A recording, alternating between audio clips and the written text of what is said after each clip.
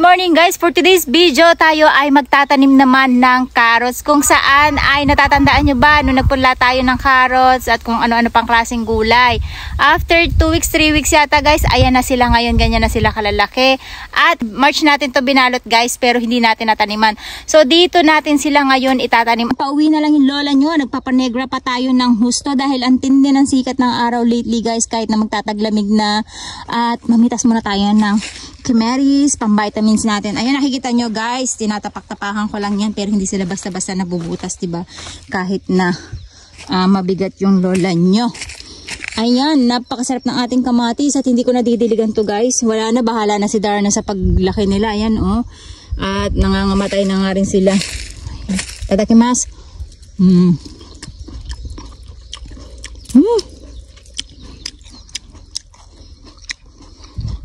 Napakatamis.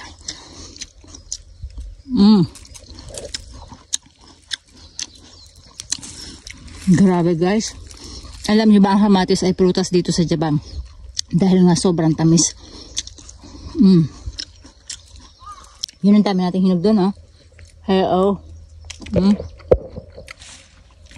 Alam nyo ba pag ganito magtataglamig guys, masarap ang kamatis. Tingnan nyo, nagiging okay sila ulit, diba? Kasi magtataglamig na. Ang kamatis gusto niya rin ng konting lamig. Ayaw nyo na sobrang tindi ng init ng araw. Ito medyo lamog na. Orange eye ko. Yan yung yellow eye ko. Yan ang pagkakaiba nila. At may nakalapag tayo mga kamatis dun, no? Sayang. Maya kainin natin. Naglaglagan ng mga kamatis natin dun. Sobrang hinog na. Pagdating dito guys, yung mga kamote na nandiyan, pahabol na yan. 3 months lang yan. Yung mga na-harvest natin una, yun yung mga 5 months. Tapos kumuha lang tayo ng mga dahon sa kanila. Saka natin sila tinusok. Dito, pinahabol natin. So mamaya, harvestin din natin yan kapag magka-time tayo. Kasi ang dami ko talagang gagawin ngayon. Ang gagawin lang natin sana ngayon ay magtatanim na tayo ng ating carrots at ayan, bawang. So, unahin natin yung bawang natin guys. Dito natin sila itusok. Etong carrots natin, baka dun ko sila isingit dun sa mga tabi ng singkamas. So, ang gagawin lang natin, bubutas lang tayo. Kahit na magkakadikit ang bawang guys, hindi yan masyadong maselan. Ang kailangan nyo lang talaga sa kanila ay bukod-bukodin nyo lang sila.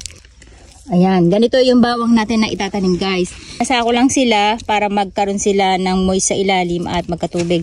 Kasi yung asawa ko naglalagay ng tubig. Ayan, palagi niyang nilalagay ng tubig. So akala niya okay na mabasa yung bawang. Ayaw kasi ng bawang guys ng basa ang lupa at ayaw nila natutubigan. So kailangan ang pagtataniman nyo, lagi nyo tatandaan ay naka-elevate.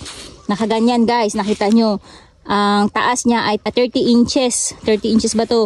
30 to 40 inches dapat yung taas niya guys. Para kahit na umulan ay hindi sila mabababad sa ulan. At ang technique dyan, syempre yung ating mulch film. Para yan yung hindi sila basang-basa kapag umulan. Kasi ang trabaho nito guys, hindi mabuhusan ng tubig.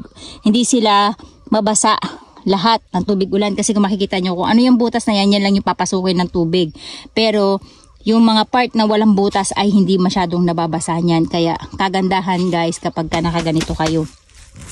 Yan ang sikreto ng lola nyo talaga. Itong balot na to. So ayan guys, kukunin lang natin pambutas para madire-diretso tayo. At itong ating mga labanos. Ayan, ililipat na rin natin siya. So mga ilan labanos lang yung nag-sprout sa kanya. At the rest ng mga in-sprout natin guys namatay kasi natagalan bago ko sila naitanim. So nababad na sila sa ulan at hindi ko sila natakpan. Guys, ang gagawin muna natin, magbubutas muna tayo. Dito sa lapad na to guys, ang gagawin natin butas ay hindi siya kailangan talaga na magkakalayo ng husto katulad ng patatas natin. So siguro kaya natin mapalima to.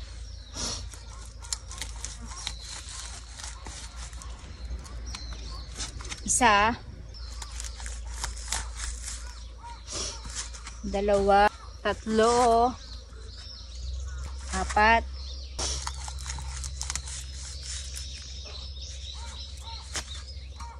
5. So, ang gagawin lang natin guys, bawat isang bawang, tatapatan na natin siya para meron tayong palatandaan na. Ayan.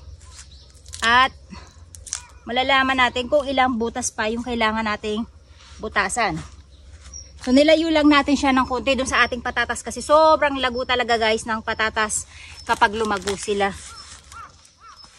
Dahil may marka na tayo, susundan na lang natin yan. Sa lalim niya guys ay saktong-saktuhan lang. Dapat ay at least mga 10 inches, 6 inches lang. Pwede na yung lalim na yon.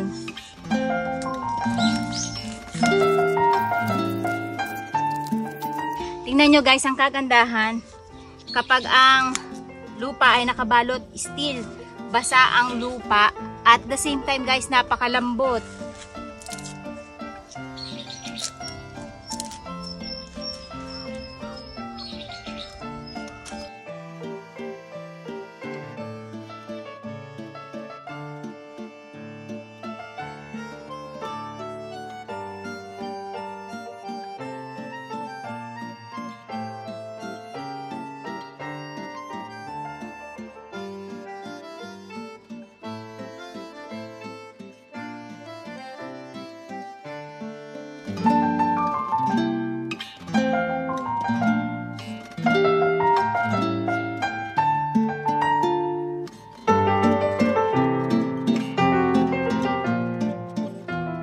So dito guys, meron tayong tatlong klase ng bawang na itatanim. Ito yung normal na bawang na nakikita natin sa Pilipinas. Yung mga nanggagaling ng China. Yung size niya ay yung saktong-sakto lang. Hindi siya native guys. And then meron tayo dito kung saan ito yung medium size ng garlic.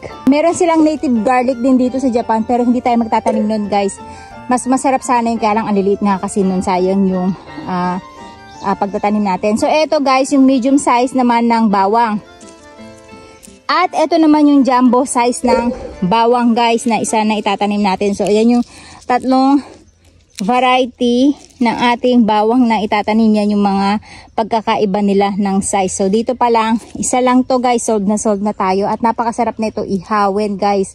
Hindi siya pang sahog sa paggisa sa ulam, kundi pang ihaw or yung ginagamit nila sa mga kimono paggawa ng pickled bawang. Ayan, ganito din siya kalala. Ayan, nakakalahati na tayo guys at tatapusin lang natin para makaproceed tayo sa carrots.